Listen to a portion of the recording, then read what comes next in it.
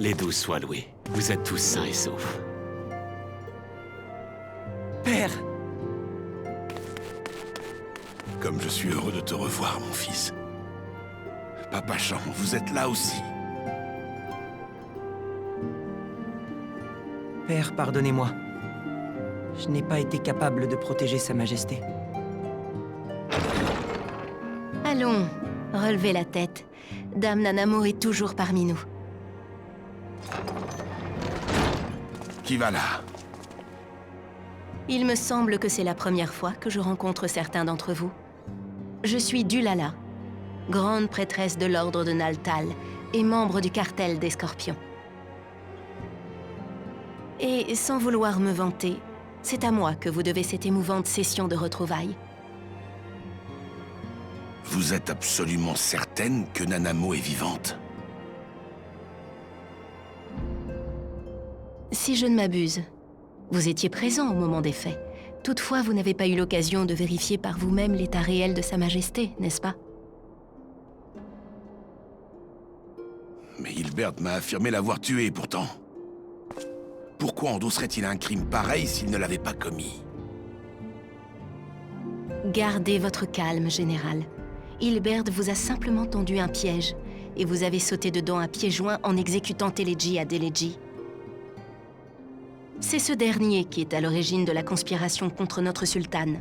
Seulement, il n'avait pas prévu que l'Olorito se mettrait en travers de son chemin. En vous faisant sortir de vos gonds par l'intermédiaire d'Hilbert, l'Olorito a fait d'une pierre deux coups. Il s'est débarrassé de son rival et a mis Dame Nanamo et son fidèle protecteur hors d'état de nuire. Et tout cela en gardant les mains propres. Et moi, je n'ai rien vu venir. Est-ce que vous savez où est Nanamo? Je l'ignore, mais ce que je peux vous dire, c'est qu'un grand mania comme l'Olorito sait négocier mieux que personne. Il aura probablement convaincu une servante de remplacer le poison concocté par Teleji avec quelque chose de plus bénin. Comme un somnifère extrêmement puissant, par exemple. Le peuple des dunes est réputé pour exceller dans la préparation de ce genre de breuvage.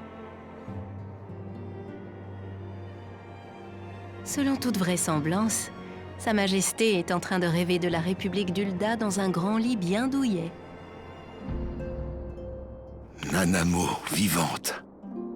Je n'arrive pas à y croire. Il n'y a pas une seconde à perdre. Nous devons absolument mettre la main sur ce traître de l'Olorito. Général Aldin, avez-vous écouté ce que je viens de vous dire? L'Olorito n'est assurément pas exempt de tout reproche. Mais si Nanamo est toujours vivante, c'est grâce à lui.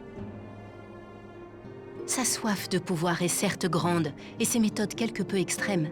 Mais une chose est sûre, il n'a jamais eu l'intention de renverser le trône. Vous savez, j'ai personnellement toujours cherché à rester neutre dans le conflit opposant les sultanistes aux monétaristes. L'esprit partisan m'est étranger. Et seule la restauration de l'ordre compte à mes yeux. Voilà pourquoi j'ai fourni les informations nécessaires à vos amis d'Extrême-Orient, afin que vous puissiez être de retour parmi nous au plus vite.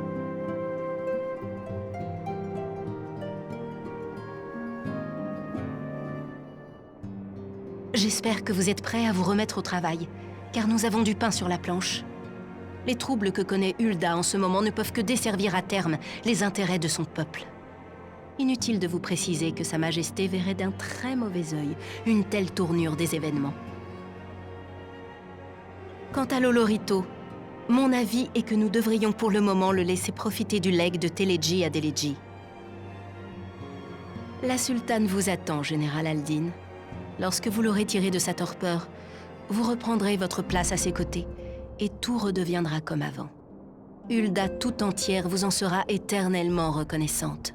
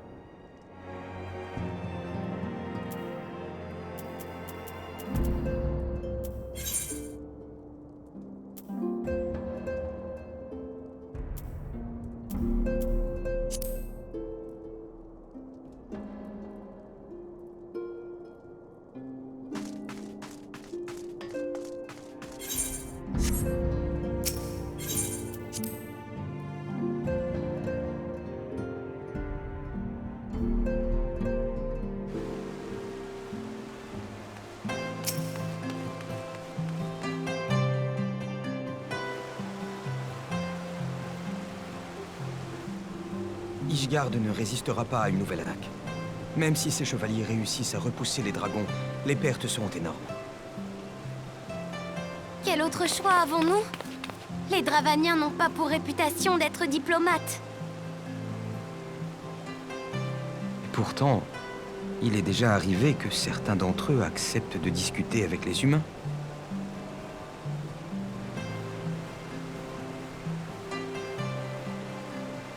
Ne me dites pas que vous comptez faire appel à Cœur de Glace. Lorsque vous l'avez rencontrée dans le Coertas occidental, elle avait l'air de regretter ses actes, n'est-ce pas? Il nous reste donc un espoir. Nous devons faire de Cœur de Glace notre intermédiaire et convaincre Nidhogg de renoncer à ses attaques contre Ishgard. J'aimerais vous accompagner dans cette expédition. Estinien? Je crains que sa soif de sang ne rende Nidhogg sourd à vos efforts de négociation. Cette entreprise pourrait toutefois nous permettre de gagner du temps et de mieux nous préparer. Mais peut-être accepteriez-vous d'envisager une solution plus radicale pour mettre fin à ce conflit. Avec le pouvoir de l'œil du dragon à ma disposition et le talent du guerrier de la lumière, nous pourrions probablement détruire notre ennemi. Je ne pourrais pas rêver d'un meilleur allié que le Dragon Céleste pour nous accompagner dans cette expédition. Je tiens toutefois à éprouver mes capacités de négociateur avant de devoir faire appel à votre maîtrise de la lance. Comme vous le voudrez. J'imagine que Cœur de Glace jouira également d'une protection le temps de cette mission. Je vous déconseille néanmoins de faire part des détails de votre projet à Messire Emmerich. Il ne serait pas bon que le capitaine général des Templiers soit accusé de comploter avec des hérétiques. En effet, vous avez raison. Estinien, c'est avec plaisir que nous ferons ce voyage en votre compagnie. Je suis à votre service, Messire le Veilleur.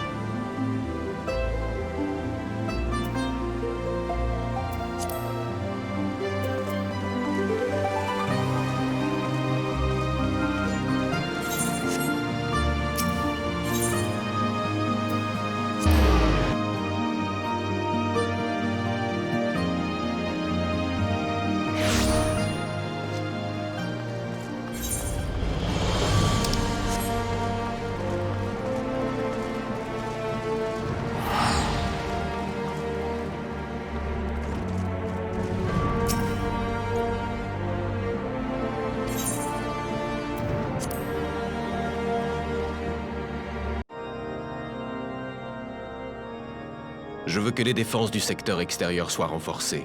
Veillez à ce que les balistes soient bien entretenus et disposent d'assez de munitions pour un siège prolongé. À vos ordres.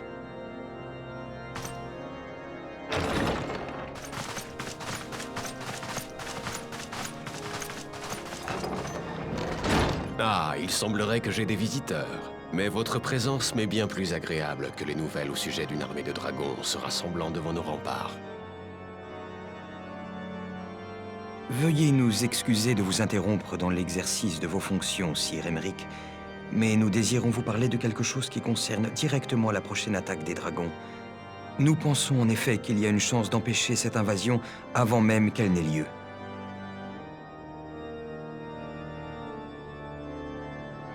Je ne peux pas entrer dans les détails pour le moment, mais je dois vous demander de faire en sorte qu'Ishgard n'effectue pas d'assaut préventif pendant que nous essayons de mettre en œuvre notre plan. Je suis prêt à soutenir toute entreprise qui permettra d'épargner la vie de mes compatriotes, mais j'aimerais en savoir plus sur la cause pour laquelle vous cherchez mon appui. N'y a-t-il rien que vous puissiez me révéler au sujet de votre mystérieux projet? Sachez que je leur ai offert mon aide pour cette mission. Je ne peux pas garantir le succès du plan de Messire le Veilleur, mais cette initiative nous permettra certainement de réduire le nombre de nos ennemis et retardera l'avance de Nidhogg. C'est bien plus que ce que nous proposent les bellicistes du Saint-Siège avec leur contre-attaque mal conçue. Ils nous promettent une mort certaine lors d'une bataille désespérée, mais aucune possibilité de remporter la victoire, à vrai dire. Oui, leur stratégie ne m'inspire pas confiance. Nos ressources devraient plutôt être affectées au renforcement des défenses de la cité, afin de mieux repousser nos ennemis. Le dragon céleste et le guerrier de la lumière partant ensemble pour faire face à Nidhogg.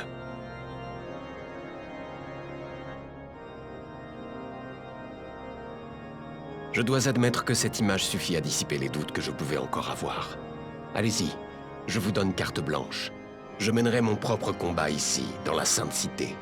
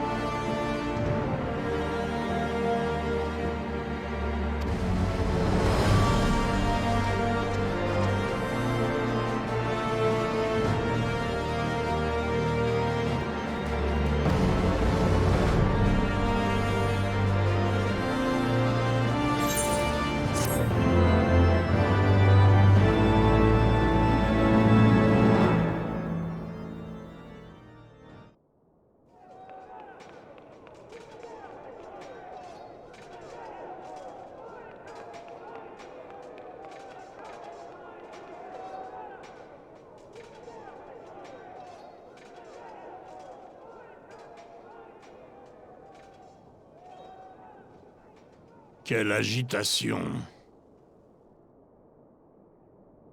Oui, votre éminence. Les cloches de l'observatoire nous ont averti que nos ennemis se regroupent à nouveau. Les dragons s'apprêtent donc à nous attaquer. Qu'ils viennent, quel que soit leur nombre. Avec l'épée divine dans nos mains, nous trancherons leur chair.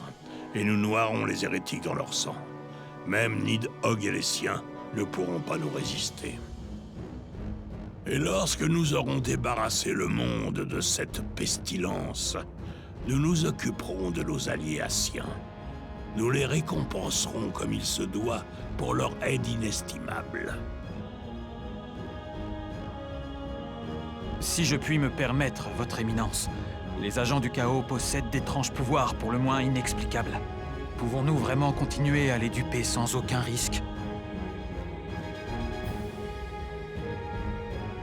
Ta prudence est louable, Zéphirin. Mais pour être un meneur d'hommes, il faut autant faire preuve d'une audace déterminée que de précaution.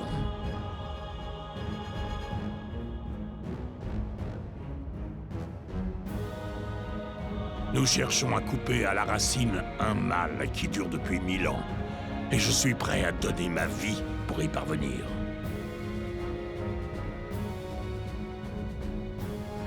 Qu'allons-nous faire d'Estinien et de ce guerrier de la lumière? Ils m'ont tout l'air de manigancer quelque chose. Laisse-les agir à leur guise. Nous avons un rôle à jouer. Et c'est de ça que nous devons nous préoccuper. Surtout toi et tes frères d'armes.